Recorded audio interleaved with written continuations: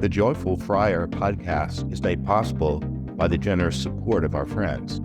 To support the podcast, please visit nathan-castle.com and donate today. Hi, and welcome to this edition of the Joyful Friar podcast. I'm Father Nathan Castle, your host. I'm calling this the homecoming edition of the Joyful Friar because I'm back in Southeast Texas, where I grew up. I'm coming to you from my older sister. She doesn't like being called older. She's wiser or more mature or something. Mimi, I'm in her guest room. I'm back in this region because later today, I'm going to be with my high school classmates celebrating our 50th class reunion. We went to a small Catholic high school in Port Arthur, Texas, Bishop Byrne High School, and I was one of 76 in our graduating class. About half of those, about five have died, I think, but about more than half of us are going to be together tonight and tomorrow for different activities. But I wanted to be with you first to introduce you to a next uh, friend from the current book, Afterlife Interrupted, Book 3. Please Let Me Explain. This came out in December, and if you're familiar with our format, we do one podcast to introduce a story, which I'll do today. We follow up with two other podcasts, one of which we call Compassionate Response. That is, as people learn of the story, read or listen to it, uh, what it evokes in them, especially in the feedback that I get through emails uh, and comment. So, Compassionate Response will follow this episode, and then the subsequent one will be spiritual practice, some kind of spiritual practice that, at least in my mind, springs from the story and the way it was told, something that might help you in your own spiritual journey. So today, the story that we're going to be dealing with is in chapter 7 of book 3. It's called Sylvia, who was grieving her husband and daughter, and Angel Amalie.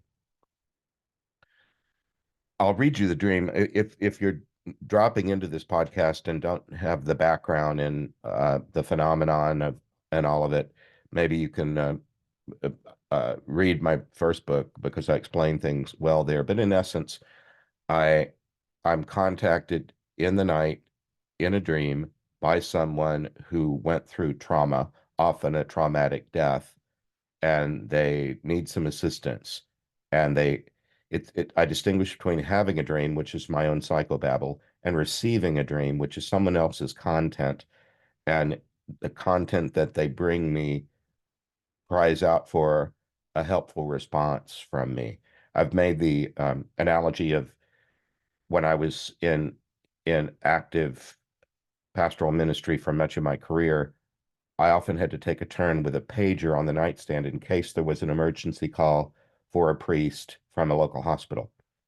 And you might be paged and awakened from uh, a deep sleep, but suddenly have to rally yourself and listen to details from someone at the nurse's station, giving you the name of the person and the circumstance and the room and who you might, family members you might interact with, that kind of thing. So I was used to having uh, being awakened to do pastoral ministry in a crisis. And when this phenomenon of people coming in a dream began to happen, I kind of had a category for it. It was October 27th of 2022 that this dream moved in to me. It was about 6 weeks later that we went into our process of protected prayer and engaging the soul that brought this story. But first of all, the story is simply this. This is how I wrote it down. I keep a journal on the nightstand so that when this happens, I can quickly write the dream down as I received it before it goes away.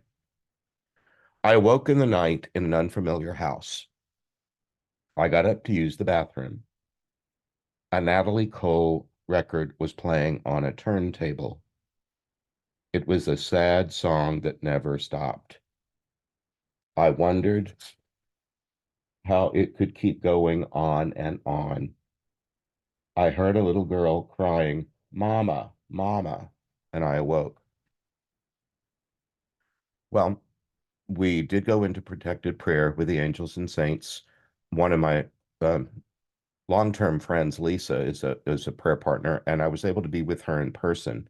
She lives in Scottsdale, and I live in Tucson, so they're a couple of hours apart. But we happened to be able to be together in the same room and to do this one face to face. Many of them are done on Zoom, but not this one. So we went into protected prayer, and we very frequently ask for the person's guardian to give us a little clarity because dreams of their nature can be indistinct or have symbology in it that a guardian can clarify. And it also allowing the guardian to use my voice first to speak to the prayer partner can act as a kind of mic test for the soul that is presenting the trauma that they're working through. Most of the time, these dreams are traumatic death scenes of people that were in a car crash or something else that caused their sudden and often violent death. This was not, this one, it belongs to a another subset of the whole experience. Sylvia, the person in this story, suffered a deep trauma that was not her death. It was the death of her husband and her about 2-year-old daughter in the same event. She was early in a marriage, early in motherhood when her husband and daughter were in a car crash that killed them both. All at once, her marriage is gone, and her child and the life that she thought that she was just starting out all uh, imploded. So she was showing me in the dream what it was like to awaken in the night in an empty house. And the song that was on the turntable, even the fact that it was on a turntable, those go round and round and round and they don't stop. It could have been, a download or something else, but it was on a turntable and it just felt like an endless circle of sadness. The song ended up being Unforgettable. Natalie Cole singing Unforgettable. That's what you are, unforgettable, though near or far. How the thought of you does things to me, unforgettable. Um, she was heartbroken, and she describes in a lot of detail her attempt to keep moving through life. She's also funny, and there's nothing funny about what happened to her, but she just had a sense of humor that makes me want to know her better.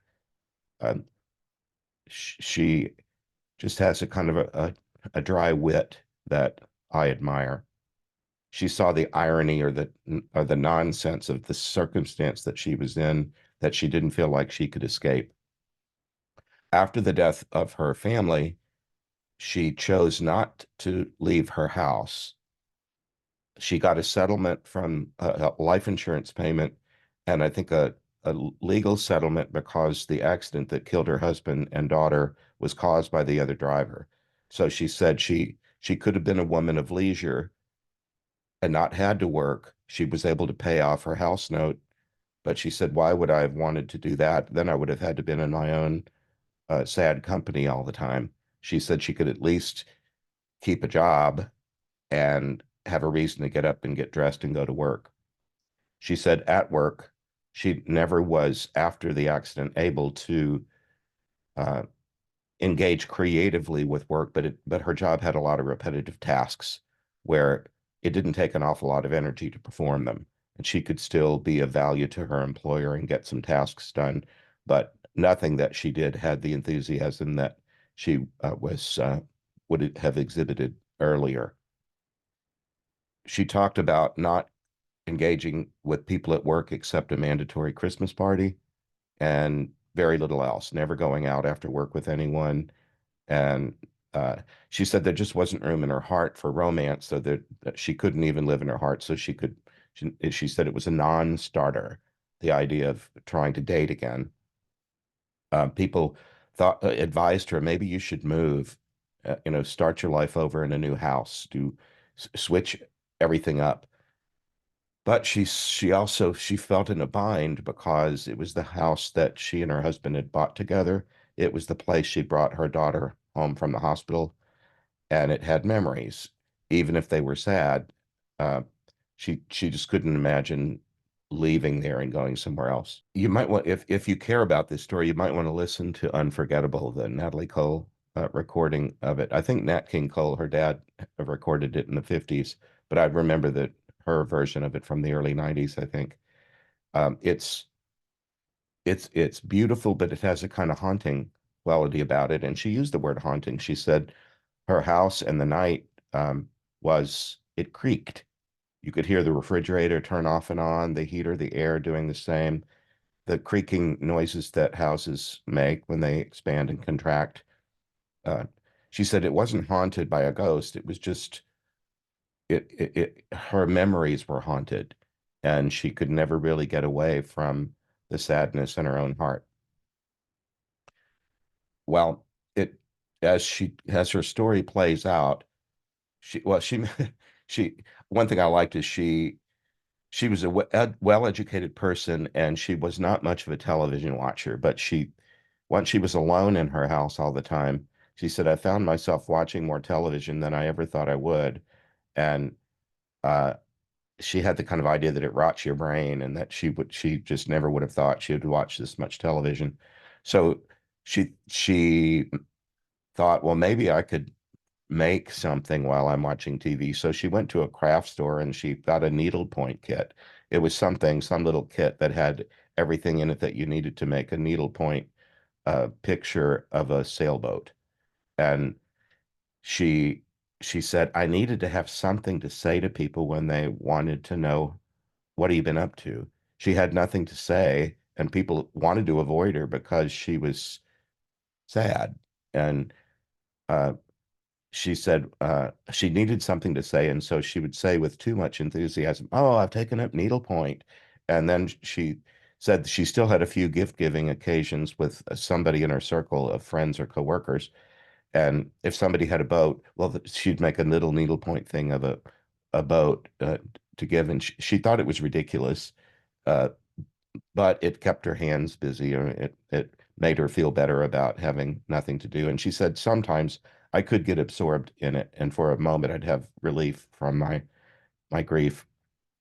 But I just like the way she described that. She's kind of laughing at herself about the need to be over the top excited, with fake enthusiasm about making a needle-pointed sailboat.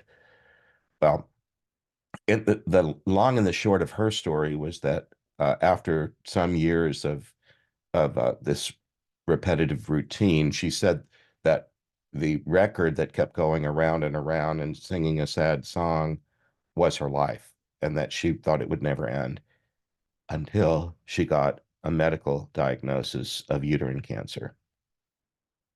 And it was advanced and ultimately fatal. She said, I didn't run out of the room exclaiming to people, good news, I have uterine cancer. But she said, inside me, I thought maybe this is my golden ticket. Maybe I don't have to live a long life here. Maybe I'll die sooner than later. She also told us that she wasn't a religious person, except she had a little bit of experience of church in early childhood. She and her husband didn't pay much attention to religion. They were young and healthy, and she said they hadn't had any deaths. All their parents were still living. Big questions of life, death, afterlife are ones that just hadn't come their way until what she called the very bad day. She did wonder after that about an afterlife and whether there was one or not. But she also said that she was very competent inside her marriage. She was the driver of things, the organizer. And when she got this medical diagnosis, she got busy with the practicalities of appointing someone as with durable power of attorney for healthcare.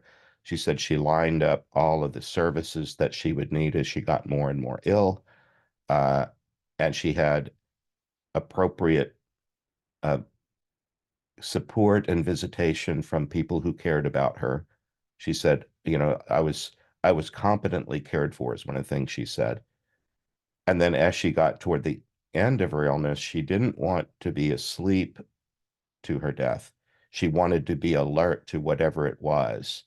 She wanted to experience the whole of what her dying might be, so she chose less sedation than someone dying of cancer might have. She described when her death came that she experienced leaving her body, and two things happened almost simultaneously. One was the absence of cancer pain, and the other was the experience of being surrounded or immersed in beauty. She described, well, she told us about herself that aesthetics were always important to her. So her surroundings, her house, her perhaps the way she dressed, she cared about beauty and how things looked. And I was an art student in college. I also am that way, even if I've lived a vow of poverty most of my life and lived with in all male households most of the time. And they our living quarters can look like frat houses where uh, something got put down on a table and there it sits forever. I've always had um, a, an interest in, without spending much money, at least decluttering and maybe painting something or rearranging things so that it's a little more pleasant to the eye. Sylvia and I share that interest in aesthetics. Well, anyway, when she left the body, she just said it was beauty beyond anything I'd seen before.